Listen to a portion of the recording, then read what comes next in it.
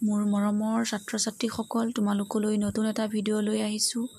অসম জাতীয় বিদ্যালয়ৰ ৪ৰ্থ শ্ৰেণীৰ দ্ৰুত পাঠৰ প্ৰথম সাধুটিৰ প্ৰশ্ন উত্তৰসমূহ। ইয়াৰ আগৰ ভিডিঅ'টো যদিহে তোমালোকে চোৱা নাই তেনেহ'লে চাই ল'বা। তাত সাধুটিৰ মূল গোটেইখিনি সাধুটিৰ কথা আৰু এই গোটেইখিনি আলোচনা কৰা হৈছে। আৰু মোৰ ভিডিঅ'সমূহে যদি তোমালোকক সহায় কৰে তেনেহ'লে মোৰ চেনেলটো ছাবস্ক্ৰাইব কৰিবা, লাইক কৰিবা, শ্বেয়াৰ কৰিবা।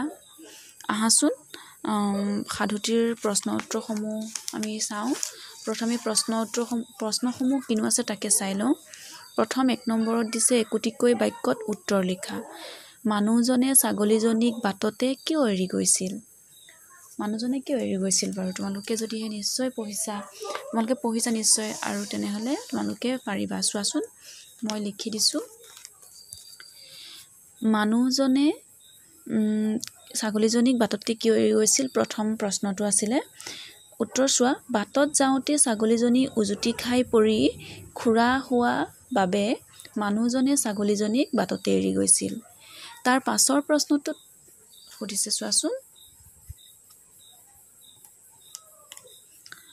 দঁতাল হাতীৰ আগত ছাগলীজনীয়ে নিজকে কি বুলি চিনাকি দিছিল? দঁতাল হাতীৰ আগত ছাগলীজনীয়ে নিজকে সিংহৰ মাহীয়েক বুলি চিনাকি দিছিল। তাৰ পাছৰ প্ৰশ্নটো চোৱা।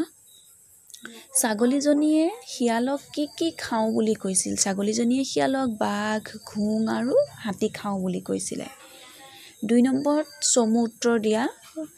কটোত সুধিছে,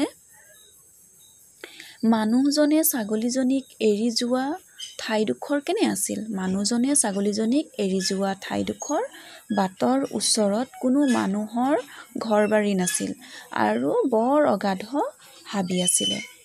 তাৰ পাছৰ প্ৰশ্নটোত সুধিছে যে সিংহই ছাগলীক কি বুলি অভয় দিছিল? তাৰমানে সাহস দিছিল। অভয় মানে সাহস। তই কোনো ভয় নকৰিবি, তই মোৰ মাহী বুলি এই হাবিত নিজৰ ইচ্ছামতে খাই বৈ ফুৰ, তোক কোনেও একো কৰিব নোৱাৰে। এনেদৰে সিংহই ছাগলীক অভয় দিছিল। এইকেইটা আছিলে প্ৰশ্ন উত্তৰ। তাৰ লগতে ৩ নম্বৰত চোৱাচোন, কোনে কৈছিল কাক কৈছিল সুধিছে। বলচোন চাওঁগৈ, সেইটোনো কি জন্তু ওলাইছেহি? এই কথাষাৰ কোনে কৈছিল বাৰু? ভালুকে কৈছিলে।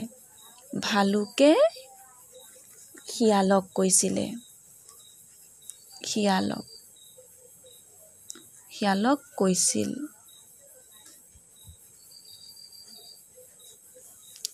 তাৰপিছত কৈছে যে হে দেও, আপোনাক তুতি কৰি মাতিছোঁ, আপুনি কোন কওক? এই কথাষাৰ কোনে কৈছিলে? হাতীয়ে ছাগলীক কৈছিলে। হাতীয়ে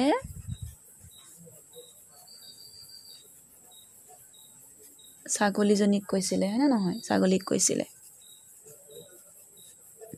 কৈছিল। তাৰপিছত শুন গজেন্দ্ৰ, তই মোক সিংহৰ ওচৰলৈ লৈ বল। এই কথাষাৰ কোনে কৈছিলে? ছাগলীয়ে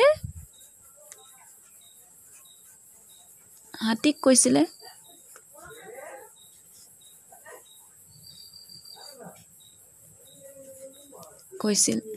এইকেইটা তোমালোকে ধুনীয়াকৈ বহীত লিখি ল'বা।